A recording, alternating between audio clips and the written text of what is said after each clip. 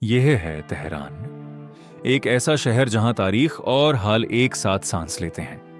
البرز کے پہاڑ خاموش کھڑے ہیں، مگر ان کے سائے میں سیاست کی ایک مسلسل داستان لکھی جا رہی ہے۔ گزشتہ نصف صدی سے اس ملک کی سمت ایک ایسے رہنما کے ہاتھ میں ہے جس نے ایران کے داخلی اور خارجی بیانیے کو تشکیل دیا۔ یہ کہانی ہے آیت اللہ سید علی حسینی خامنہ ای کی ایک مجمع، خاموشی اور پھر ایک پرسکون مگر مضبوط آواز، ہاتھ کا بلند ہونا، الفاظ میں یقین، لہجے میں تسلسل۔ آیت اللہ خامنہ ای ایران کے سپریم لیڈر کی حیثیت سے ریاست کے سب سے اعلی منصب پر فائز ہیں۔ ان کی شخصیت میں مذہبی وقار اور سیاسی اختیار ایک ساتھ نظر آتے ہیں۔ 19 اپریل 1939 مشہد کے ایک سادہ مگر دینی گھرانے میں ایک بچے کی پیدائش ہوتی ہے۔ وہ ایک سید خاندان سے تعلق رکھتے تھے جو روایتی طور پر امام حسن رضی اللہ عنہ کے ذریعے حضرت محمد صلی اللہ علیہ وسلم سے منسوب کیا جاتا ہے۔ یہ نسبت شیعہ معاشرے میں احترام اور روحانی وقار کی علامت سمجھی جاتی ہے۔ ان کے والد آیت اللہ سید جواد خامنہ اے ایک عالمی دین تھے۔ گھر میں وسائل محدود تھے مگر علمی ماحول مضبوط تھا۔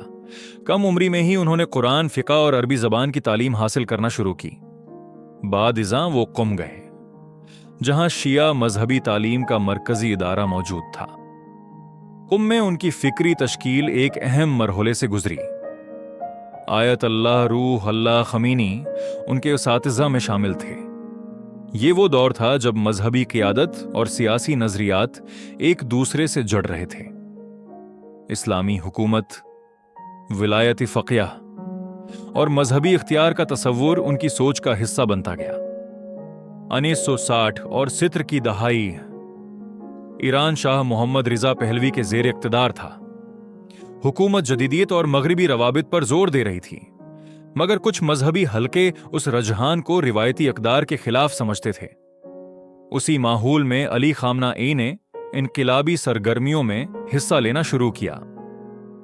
تقاریر، مذہبی اجتماعات اور سیاسی تنقید۔ نتیجتاً انہیں کئی بار گرفتار کیا گیا۔ قید و بند کے مراحل کسی بھی شخص کو بدل سکتے ہیں، مگر ان کے لیے یہ نظریاتی پختگی کا سبب بنے۔ 1979 ایران کی تاریخ کا ایک فیصلہ کن سال۔ عوامی احتجاج شدت اختیار کر چکا تھا۔ آخرکار اسلامی انقلاب کامیاب ہوا، شاہ کی حکومت ختم ہوئی اور اسلامی جمہوریہ ایران قائم ہوا۔ یہ صرف اقتدار کی تبدیلی نہیں تھی، بلکہ ریاستی شناخت کی نئی تشکیل تھی۔ انقلاب کے بعد علی خامنہ ای ریاستی نظام کا اہم حصہ بن گئے۔ 1981 میں وہ ایران کے صدر منتخب ہوئے۔ یہ وہ وقت تھا جب ایران اور عراق کے درمیان طویل جنگ جاری تھی۔ ملک کو شدید معاشی اور عسکری چیلنجز درپیش تھے۔ یہ دور ان کی انتظامی صلاحیتوں کا امتحان تھا۔ 1989 آیت اللہ خمینی کا انتقال۔ ایران ایک نئے دوراہے پر کھڑا تھا۔ مجلس خبرگان نے علی خامنہ ای کو ایران کا دوسرا سپریم لیڈر منتخب کیا۔ یہ لمحہ جدید ایرانی سیاست کا اہم موڑ ثابت ہوا۔ جنگ کے حالات میں ریاستی قیادت کو استحکام کی ضرورت ہوتی ہے۔ سپریم لیڈر کے آئینی ڈھانچے میں مسلح افواج کی سربراہی شامل ہے۔ قومی سلامتی ایرانی سیاسی نظام کا مرکزی عنصر رہی ہے۔ سپریم لیڈر کی حیثیت سے انہوں نے ریاستی اور مذہبی قیادت کو یکجا کیا۔ ان کے اختیارات میں شامل ہیں مسلح افواج کی سربراہی، عدلیہ کی نگرانی اور اہم ریاستی تقرریوں کی منظوری۔ یہ منصب آئینی طور پر سب سے اعلی سمجھا جاتا ہے۔ بین الاقوامی سطح پر ان کے دور میں ایران کا موقف نمایاں رہا۔ جوہری پروگرام، عالمی پابندیاں اور مشرق وسطی کی سیاست اہم موضوعات بنے رہے۔ ایران نے خود کو ایک خود مختار ریاست کے طور پر پیش کیا۔ جوہری پروگرام عالمی سفارت کاری کا مرکز بن گیا۔ کچھ ممالک نے اسے تشویش کا سبب قرار دیا۔ जबकि ईरानी क़ियादत उसे साइंसी और दिफाई हक समझती रही। ये बहस आलमी सियासत में आज भी जारी है।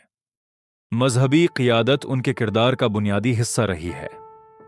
जम्हा की नमाज की इमामत और अवामी इज्तिमाआत से खिताब उनकी शनाख्त का हिस्सा बने।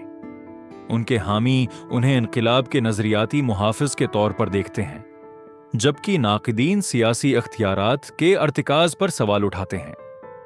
मुशाहद के एक तालिब इल्म से ईरान के सुप्रीम लीडर तक का सफ़र, 3 दहाइयों से ज़ायद क़ियादत, मुतादिद आलमी और दाखिली चिलिंग्स और एक मुसलसल सियासी असर। उनका किरदार मुख्तलिफ ज़ावियों से देखा जाता है, मगर ये हकीकत अपनी जगह कायम है। जदीद ईरान की तारीख में आयत अल्लाह अली खामनेई एक मरकजी शख्सियत के तौर पर याद किए जाएंगे।